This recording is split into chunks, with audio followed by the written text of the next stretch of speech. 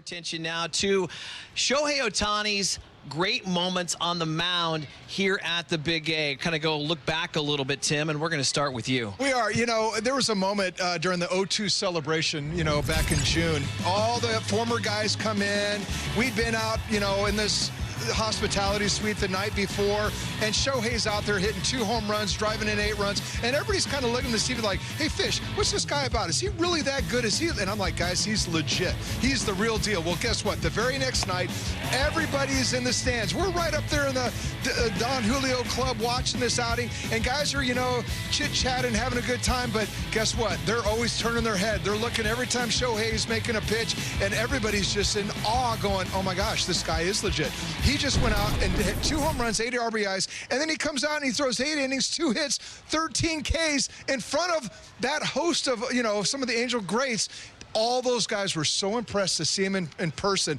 And I tell you what, I stood back. Of course, they're asking me all these questions about it, but I stood back going, wow, these are some pretty amazing players, and they're in awe of what he's doing right now. I thought that was impressive. Oh, man, and 13 strikeouts was his career high. When you look back the first couple games of that series for Kansas City, they were crushing the baseball. Shohei just completely shut him down. It was almost comical what he did in those back-to-back games. When you mentioned 2 home runs, 8 RBIs, and then 13 strikeouts. Never been done before, ever. No, it was impossible what he did. Okay, what you say, Gooby? What's your moment? I go back to in April where Shohei just dominated, almost threw a perfect game against the Astros. So the next time around, here he comes against them in July. So you think, okay, they're going to have a good book against him. They've had success against Shohei in the past before this season.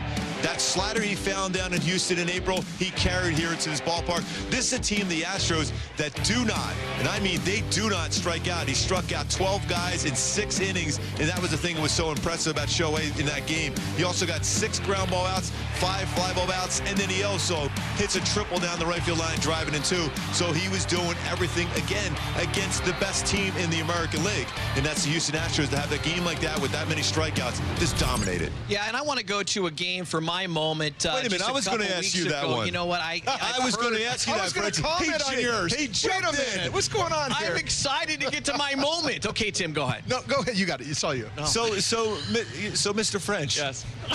What was your favorite moment by Shohei on the mound this season? Okay, Tim, what do you think about what do you go back to that? All right. It was about 2 weeks ago. Seattle was in town. Another team going to the postseason. You mentioned, kind of you alluded to it in the game. You talked about Shohei's, all of his talents on display. 7 innings, 8 strikeouts. He goes out there, has an RBI, and scores the game winner in a 2-1 win. He did it all. He put the team on his shoulders. And if that wasn't an MVP performance, I mean, how many players can you say can get it both done on the mound and at the plate in the exact same game? I mean, you go back to that 4-game stretch. The Jays, the Astros, and then the Mariners. All 4 teams going to the postseason. He had ERA in those 4 starts, 0.67. That's dominant. Everyone goes, well, what's he doing against the best teams?